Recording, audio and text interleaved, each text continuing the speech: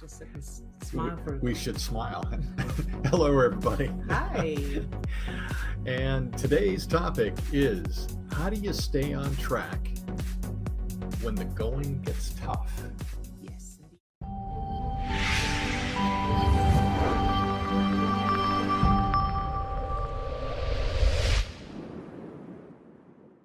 So, whether you're doing what we teach or whether you're doing something else like trying to get fit or trying to, finish a project or write a book or whatever you're trying to do, there are times when you're aiming for something, especially if it's something new, that when you're doing the activity you need to do, there are times when it appears to go wrong or you come up against obstacles, setbacks, resistance, all kinds of things like that. So we wanted to share something with you today that we think will help you. And obviously, as I said, we're aiming for specifically for people who are using what we teach, which is changing childhood memories, practicing those new childhood memories, practicing ESC every day. Mhm. But this applies to everything as well. So Yeah, and you want to say something? well, as people are joining, and just so that I have a chance to actually use my voice. No. I know, I'm over enthusiastic.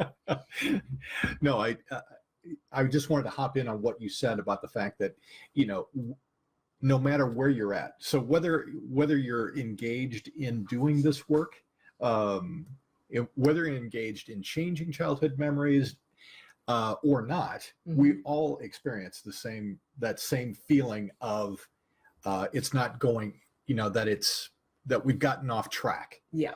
That something, things are going along fine, or maybe we're actually experiencing some advancement, we're experiencing some change, and then something will happen and it's just like the world has ended. Yes, exactly. It feels like whatever we were doing didn't work, or it's not worth doing, or we're not capable, whatever. There's lots of different so what do we reactions to that. have? What do we have for tips for staying on track? So the main, I came up with an analogy that I think works really well. If you imagine you're in a car and you're driving to a destination. So whatever it is you want to achieve, whether that's happiness or finishing a book or getting fit or finishing a project or whatever it is, getting wealthier or improving your business, that's your destination. That's your final, or the destination you're aiming for. Now you're in your car, you're driving along the road and you hit a storm. So there's a thunderstorm or a blizzard or whatever it is. So you hit the storm. Now, most of us naturally stop the car, get out of the car, and bathe in the storm, complaining about the storm and going, it's raining, I'm cold, I'm fed up. Why doesn't this rain stop? And we sit down, some of us pitch a tent, we spend some time engaging and experiencing the storm. Instead, don't get out of the car. Stay in the car, recognize, okay, this is a storm, but the whole world isn't in a storm at the moment. I will come out of it as long as I keep moving forward, as long as I keep my eye on the road in front of me rather than looking at the storm and examining the details of it and the whys and the wheres. Keep your eyes on the road in front of you and keep your mind, your focus on your final destination rather than on the storm. Because as long as you get out of the car and engage with the storm, that's where you're going to stay. So stay in the car, keep moving forward. And here's an extra thing is, if you find it difficult, which all of us do, sometimes it's really scary. The storm is really frightening and we think we're never going to get out of it. Put some music on, put the radio on, put an audiobook on that's inspiring, which the equivalent is when you're feeling triggered or worried or despondent or anything by obstacles and challenges that come up or things that it looks like it's a setback. Watch a comedy video on YouTube, play some music, listen to inspiring speakers, watch some TED Talks that are uplifting, do some physical exercise, go for a run, a walk, do an activity that you love, a sport, a hobby, read something, watch TV, as long as it's uplifting, until you feel better. And that is the equivalent of allowing yourself to stay in the car and keep driving forward, but put the radio on, or an audiobook or something.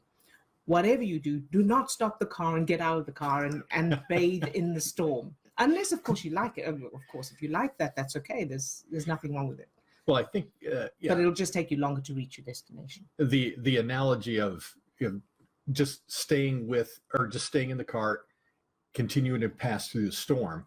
I think that a lot of times when we get into that feeling, like we've hit the rain, we've hit that roadblock, we've hit that feeling of this isn't going to work, Yes. we automatically think that That's all that is. that's all there is.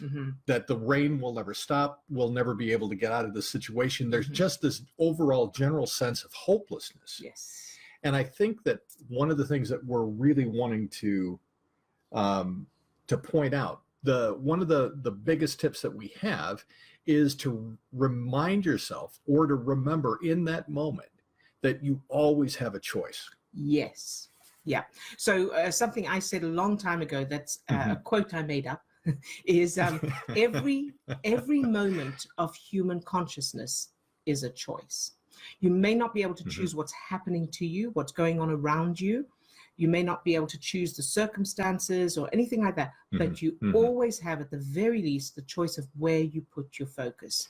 It's not always easy, but you do have the choice. Right. And I think that if you do that type of thing, if you actually practice that, and it is a skill, it's an activity that you can practice and you can do and continue to build that like you would in any other skill, that knowing that practicing there's always a choice in each and every moment. And that choice is what I'm choosing to put my focus on. So I can either focus on the bad, or I can choose to focus on, if I can't see the good, I can at least put my focus on something else that would even feel better in the moment. Yeah. So watching inspiring TED Talks, listening to music, doing a physical activity. And in fact, we've said this before, looking for 5 things to be grateful for. And again, you don't need to find them. Just the act of just the decision, making that choice to look for 5 things to be grateful for, whether you find them or not, will start to change that chemical state. Yeah, I know when we were talking about this earlier, you had an example of how you actually put this into practice in your life. And I think that would be a powerful example. So when I was just starting to use the techniques we use now, and my biggest issue was money, I just couldn't, no matter how hard I worked, how much I tried to save, no matter what I did, I kept ending up in a state of struggle and unable to pay my bills. You know, when I dropped my expenses, my income would drop to match, to keep me in that state of struggle. And usually through no fault of my own that I could figure out. Right. And so I would, there were many times that this happened, but here's one example. I was working on this. I had started changing childhood memories and practicing the new memories. I was already using ESC, and I was on track, and I was feeling really positive and proud of myself and excited. And my circumstances hadn't started to change yet, but I was feeling good. And I remember I went out for a walk and I came back, and the post had arrived, and there was a final demand from with a gas bill that I hadn't paid the gas bill, and I didn't have the money to pay it. And I could feel that whoosh of stress chemicals, the adrenaline, cortisol, that feeling and that tendency of being sucked into that feeling of hopelessness.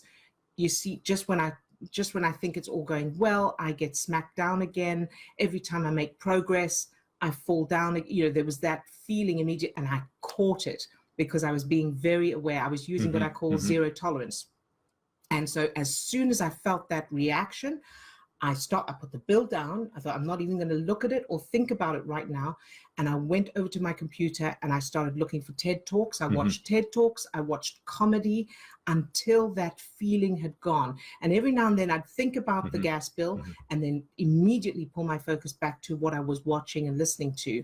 And eventually my prefrontal cortex came back online, and I was able to feel calm about it and more strategic. And I was able to make plan, strategize and think of solutions and move forward. And that's because otherwise you just sit in it. It doesn't help to be focusing on it. Right, right. So this is a great tip or a great technique to be using when you feel that rush of things in the moment. As soon as you feel it, the sooner you, the sooner you catch it, the easier it is to pull yourself out of it, and the quicker you move forward. Right. And it's not to supplant, or it's not to what's the word I'm looking for? That's an interesting word. Yeah, it's not even what I'm looking for. Replace? It's not to replace going and changing childhood memories. Oh, absolutely not. But what we're talking about is a technique that helps you get through those times of feeling triggered, feeling like I'm at an end, I can't change, and to stay on track with practicing the new childhood memories and ESC. So that's what's going to make the changes. Exactly. So all right. So going and practicing, stay with practicing the fact that you always have a choice. Yes. You can always choose in the moment where to put your focus. And if you stay focused on the storm, that's where you're not going to get to your destination. So stay with that, keep practicing that. Anything else that we need to? No, I think if you're watching this on YouTube, check the description below for links to more information on this and how to get started and everything else that we offer, and watch our other videos for more information. Great. All right. We'll see you again next week. See you next week. Bye-bye. Bye-bye for now.